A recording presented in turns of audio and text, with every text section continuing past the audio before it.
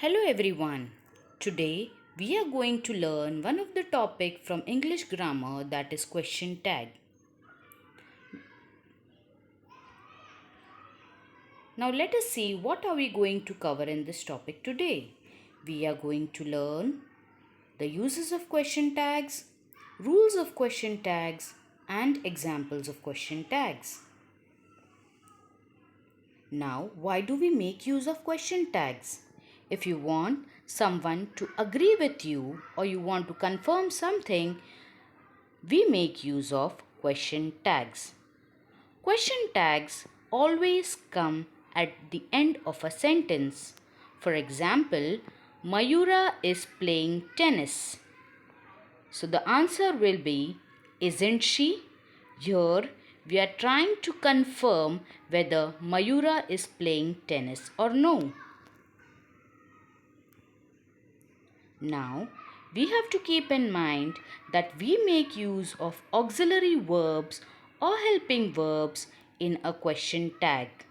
The auxiliary verbs such as is, am, are, was, were, have, has, had, will, shall, etc. So the form of a question tag will be auxiliary verb followed by a subject personal pronoun. Now let us see the rules of question tags. When a sentence is affirmative or positive, we use a negative question tag. For example, the children are studying. Now this sentence, the children are studying, is a affirmative or a positive sentence. Therefore, the question tag will be negative. So here the auxiliary verb are is being used. So are will change to aren't. The children is the subject in the sentence. So the subject pronoun will be they. Therefore, the question tag will be aren't they? Now the second rule for question tag will be when a sentence is negative, we have to make use of a positive question tag. For example, you have not done your homework. Here, the word not indicates that the sentence is negative. Therefore, we are going to make use of a positive question tag.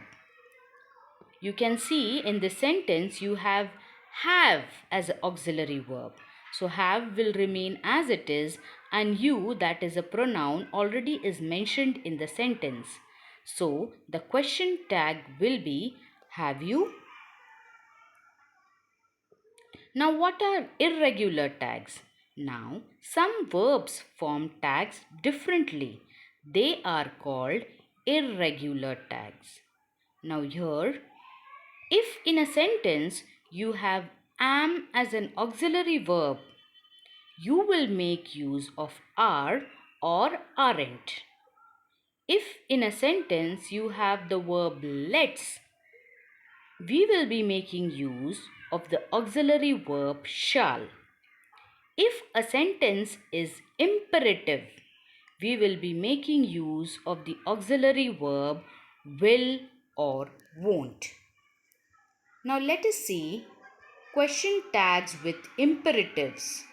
Now what is an imperative sentence? A sentence which conveys a command, order, invitation or request. So if a sentence is conveying invitation, we make use of auxiliary verb won't. If a sentence is conveying order, we make use of the auxiliary verb can, can't, will or would. Now question tags without auxiliary verbs. So if in a sentence you do not have any auxiliary verb, during that time we will be making use of appropriate form of do.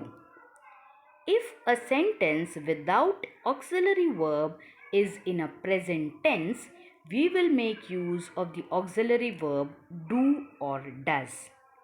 If a sentence without auxiliary verb is in a past tense, we will be making use of the auxiliary verb did. Now let's take a look at some examples for a better understanding of question tags. Let us see the first sentence.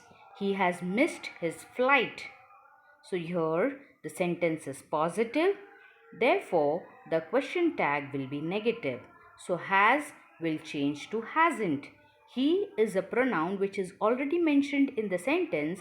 So he has missed his flight. The question tag will be hasn't he? Let us take a look at the second example. They are important. Now here are is the auxiliary verb used and they is a pronoun which is already mentioned in the sentence. So positive sentence, negative question tag. So aren't they? Let us take a look at the third example. He won't do it. Now here the sentence is negative. Therefore, the question tag will be will he? Reena couldn't find a job. Reena couldn't is a negative sentence. Therefore, couldn't will change to could. Now, Reena is the subject in the sentence. So, the subject pronoun for Reena will be she. Therefore, the question tag will be could she? Let's have a cup of tea. As I have already mentioned earlier, if you see let's in a sentence, you will make use of the auxiliary verb shall. Therefore, the question tag will be shall we? One more thing you have to keep in mind that when you write a sentence, before a question tag, don't forget to put a comma, and after the question tag, please don't forget to put a question mark. Now let's have a look at few more examples. Mr. Cruz conducted a review. Now here in this sentence you do not find any auxiliary verb, but the sentence is in a past tense. Therefore, the auxiliary verb which we are going to use is did, but the sentence is positive. Therefore, the auxiliary verb will be didn't. And Mr. Cruz is the subject here. So, for the subject pronoun will be he. Therefore, it will be didn't he. The children fly kites. Here again in the sentence you do not find any auxiliary verb. So, the sentence is in a present tense. So, therefore, we are going to make use of do. But the sentence is positive. Therefore, don't. The children is the subject here. Therefore, the subject pronoun for the children will be they. Let's take a look at the last example. Seema likes chocolates. Here again, we do not find any auxiliary verb. Therefore, you will be making use of appropriate form of do. Again, the sentence is in a present tense. Therefore, does. But again, the sentence is positive. Therefore, we are going to make use of the auxiliary verb doesn't. And Seema is the subject. Subject pronoun for Seema will be she. Therefore, the question tag will be doesn't she? I hope you all have understood question tags. The concept of question tags is very clear to everyone. Thank you very much.